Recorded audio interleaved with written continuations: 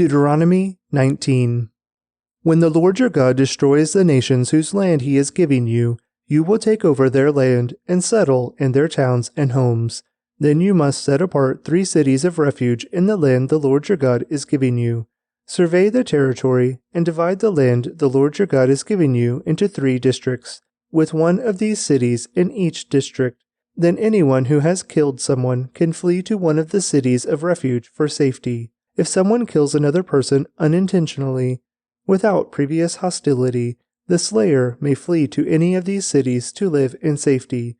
For example, suppose someone goes into the forest with a neighbor to cut wood, and suppose one of them swings an axe to chop down a tree, and the axe head flies off the handle, killing the other person. In such cases, the slayer may flee to one of the cities of refuge to live in safety. If the distance to the nearest city of refuge is too far, an enraged avenger might be able to chase down and kill the person who caused the death.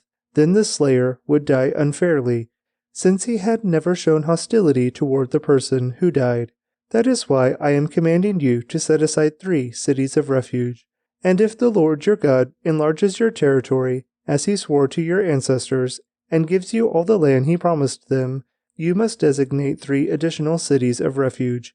He will give you this land if you are careful to obey all the commands I have given you, if you always love the Lord your God and walk in his ways. That way you will prevent the death of innocent people in the land the Lord your God is giving you as your special possession. You will not be held responsible for the death of innocent people. But suppose someone is hostile toward a neighbor and deliberately ambushes and murders him, and then flees to one of the cities of refuge.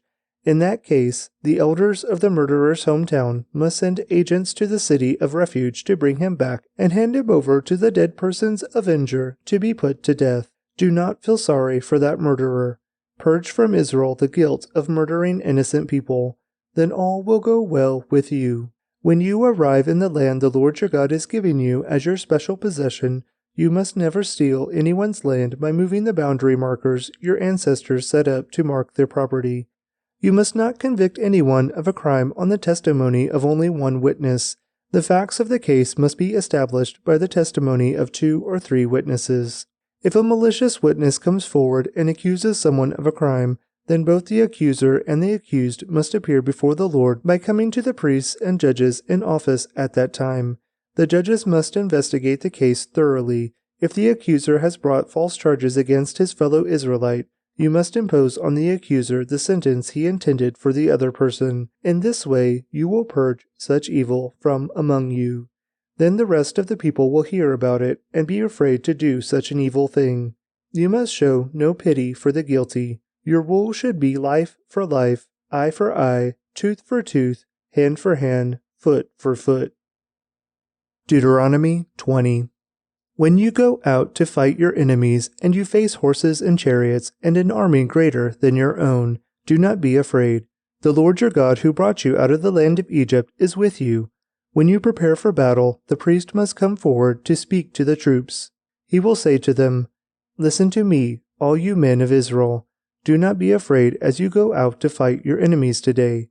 Do not lose heart or panic or tremble before them, for the Lord your God is going with you. He will fight for you against your enemies, and he will give you victory." Then the officers of the army must address the troops and say, "Has anyone here just built a new house but not yet dedicated it? If so, you may go home. You might be killed in the battle, and someone else would dedicate your house. Has anyone here just planted a vineyard but not yet eaten any of its fruit? If so, you may go home. You might die in battle, and someone else would eat the first fruit. Has anyone here just become engaged to a woman but not yet married her? Well, you may go home and get married. You might die in battle, and someone else would marry her." Then the officers will also say, "Is anyone here afraid or worried? If you are, you may go home before you frighten anyone else." When the officers have finished speaking to their troops, they will appoint the unit commanders. As you approach a town to attack it, you must first offer its people terms for peace. If they accept your terms and open the gates to you, then all the people inside will serve you in forced labor. But if they refuse to make peace and prepare to fight, you must attack the town. When the Lord your God hands the town over to you, use your swords to kill every man in the town. But you may keep for yourselves all the women, children, livestock, and other plunder. You may enjoy the plunder from your enemies that the Lord your God has given you. But these instructions apply only to distant towns, not to the towns of the nations in the land you will enter. And those towns that the Lord your God is giving you as a special possession, destroy every living thing. You must completely destroy the Hittites, Amorites, Canaanites, Perizzites, Hivites, and Jebusites. Just as the Lord your God has commanded you, this will prevent the people of the land from teaching you to imitate their detestable customs in the worship of their gods, which would cause you to sin deeply against the Lord your God. When you are attacking a town and the war drags on, you must not cut down the trees with your axes. You may eat the fruit, but do not cut down the trees. Are the trees your enemies, that you should attack them? You may only cut down trees that you know are not valuable for food. Use them to make the equipment you need to attack the enemy town until it falls. Deuteronomy 21. When you are in the land the Lord your God is giving you, someone may be found murdered in a field, and you don't know who committed the murder. In such a case, your elders and judges must measure the distance from the site of the crime to the nearby towns. When the nearest town has been determined, that town's elders must select from the herd a heifer that has never been trained or yoked to a plow. They must lead it down to a valley that has not been plowed or planted and that has a stream running through it. There in the valley they must break the heifer's neck. Then the Levitical priests must step forward, for the Lord your God has chosen them to minister before him and to pronounce blessings in the Lord's name. They are to decide all legal and criminal cases. The elders of the town must wash their hands over the heifer whose neck was broken. Then they must say, "Our hands did not shed this person's blood, nor did we see it happen. O Lord, forgive your people Israel, whom you have redeemed. Do not charge your people with the guilt of murdering an innocent person. Then they will be absolved of the guilt of this person's blood. By following these instructions, you will do what is right in the Lord's sight and will cleanse the guilt of murder from your community. Suppose you go out to war against your enemies and the Lord your God hands them over to you, and you take some of them as captives. And suppose you see among the captives a beautiful woman, and you are attracted to her and want to marry her. If this happens, you may take her to your home, where she must shave her head, cut her nails, and change the clothes she was wearing when she was captured. She will stay in your home, but let her mourn for her father and mother for a full month. Then you may marry her, and you will be her husband, and she will be your wife. But if you marry her and she does not please you, you must let her go free. You may not sell her or treat her as a slave, for you have humiliated her. Suppose a man has 2 wives, but he loves one and not the other, and both have given him sons. And suppose the firstborn son is the son of the wife he does not love. When the man divides his inheritance, he may not give the larger inheritance to his younger son, the son of the wife he loves, as if he were the firstborn son. He must recognize the rights of his oldest son, the son of the wife he does not love, by giving him a double portion. He is the first son of his father's virility, and the rights of the firstborn belong to him. Suppose a man has a stubborn and rebellious son who will not obey his father or mother, even though they discipline him. In such a case, the father and mother must take the son to the elders as they hold court at the town gate. The parents must say to the elders, "This son of ours is stubborn and rebellious and refuses to obey. He is a glutton and a drunkard." Then all the men of his town must stone him to death. In this way you will purge this evil from among you, and all Israel will hear about it and be afraid. If someone has committed a crime worthy of death and is executed and hung on a tree, the body must not remain hanging from the tree overnight. You must bury the body that same day, for anyone who is hung is cursed in the sight of God. In this way, you will prevent the defilement of the land the Lord your God is giving you as your special possession. Luke 14. One Sabbath day, Jesus went to eat dinner in the home of a leader of the Pharisees, and the people were watching him closely. There was a man there whose arms and legs were swollen. Jesus asked the Pharisees and experts in religious law, "Is it permitted in the law to heal people on the Sabbath day or not?" When they refused to answer, Jesus touched the sick man and healed him and sent him away. Then he turned to them and said, "Which of you doesn't work on the Sabbath? If your son or your cow falls into a pit, don't you rush to get him out?" Again, they could not answer. When Jesus noticed that all who had come to the dinner were trying to sit in the seats of honor near the head of the table, he gave them this advice. When you are invited to a wedding feast, don't sit in the seat of honor. What if someone more distinguished than you has also been invited? The host will come and say, "Give this person your seat." Then you will be embarrassed, and you will have to take whatever seat is left at the foot of the table.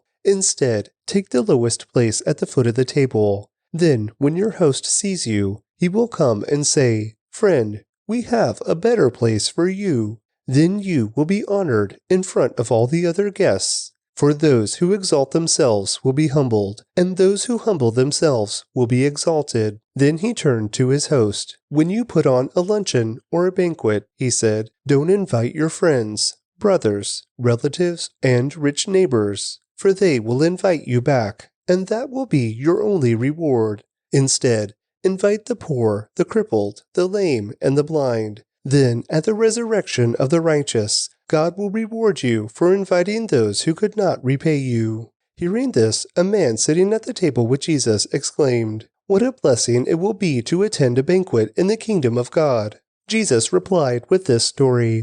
A man prepared a great feast and sent out many invitations. When the banquet was ready, he sent his servants to tell the guests, "Come, the banquet is ready." But they all began making excuses. One said, "I have just bought a field, and I must inspect it. Please excuse me." Another said, "I have just bought 5 pairs of oxen, and I want to try them out. Please excuse me."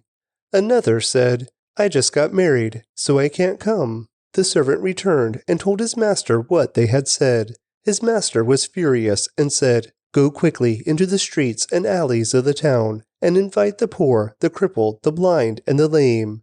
After the servant had done this, he reported, "There is still room for more." So the master said, "Go out into the country lanes and behind the hedges and urge anyone you find to come, so that the house will be full. For none of those I first invited will get even the smallest taste of my banquet." A large crowd was following Jesus. He turned around and said to them, "If you want to be my disciple, you must, by comparison, hate everyone else. Your father and mother, wife and children, brothers and sisters, yes, even your own life. Otherwise, you cannot be my disciple. And if you do not carry your own cross and follow me, you cannot be my disciple. But don't begin until you count the cost. For who would begin construction of a building without first calculating the cost to see if there is enough money to finish it? Otherwise, you might complete only the foundation before running out of money, and then everyone would laugh at you.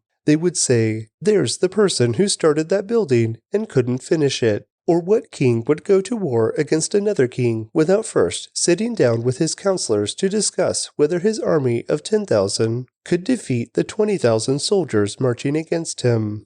And if he can't, he will send a delegation to discuss terms of peace while the enemy is still far away. So you cannot become my disciple without giving up everything you own. Salt is good for seasoning, but if it loses its flavor, how do you make it salty again? Flavorless salt is good neither for the soil nor for the manure pile. It is thrown away. Anyone with ears to hear should listen and understand.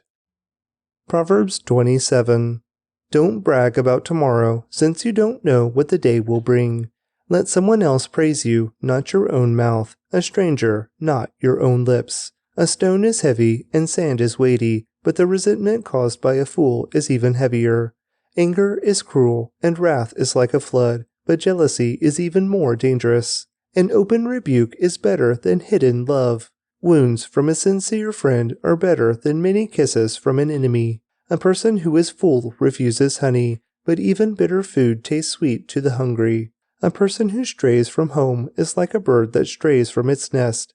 The heartfelt counsel of a friend is as sweet as perfume and incense. Never abandon a friend, either yours or your father's.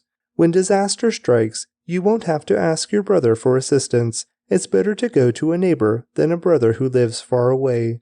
Be wise, my child, and make my heart glad. Then I will be able to answer my critics. A prudent person foresees danger and takes precautions. The simpleton goes blindly on and suffers the consequences. Get security from someone who guarantees a stranger's debt. Get a deposit if he does it for foreigners. A loud and cheerful greeting early in the morning will be taken as a curse. A quarrelsome wife is as annoying as constant dripping on a rainy day.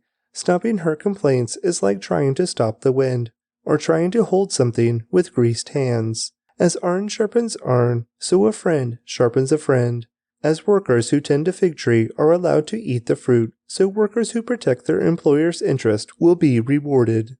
As a face is reflected in water, so the heart reflects the real person. Just as death and destruction are never satisfied, so human desire is never satisfied. Fire tests the purity of silver and gold, but a person is tested by being praised. You cannot separate fools from their foolishness, even though you grind them like grain with mortar and pestle.